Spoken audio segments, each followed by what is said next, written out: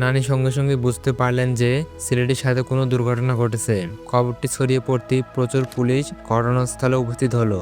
আশেপাশের সবার নিরাপত্তার জন্য ঘোষণা দেওয়া হলো, সবাই ঘরের ভেতরে থাকবেন, রাতে কেউ বাইরে বের হবেন না।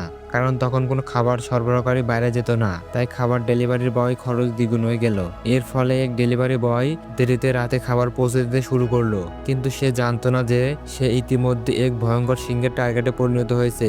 সৌভাগ্যবশত সে রিয়ার ভিউ মিররে সিংহকে দেখতে পেল এবং সাথে সাথেই অ্যাক্সিলারেটরের চাপ দিল। তার বৈদ্যুতিক গাড়ি দ্রুত গতির হলেও 4 পা কখনো 2 পায়ের চেয়ে ধীর নয়। সিংহ ধাওয়া করতে লাগলো। সে গাড়ি ঘুরিয়ে বাঁচার চেষ্টা করলো, কিন্তু ভারসাম্য হারিয়ে পড়ে গেল এবং জড়তার কারণে নদীতে পিছলে পড়লো। কষ্ট করে সে নদী থেকে উঠলো এবং চারপাশে তাকালো। সবকিছু স্বাভাবিক লাগলো। সে স্বস্তির নিঃশ্বাস ফেললো, কিন্তু ঠিক তখনই সে ডেলিভারি বয় সিংহের হাতে মারা গেল।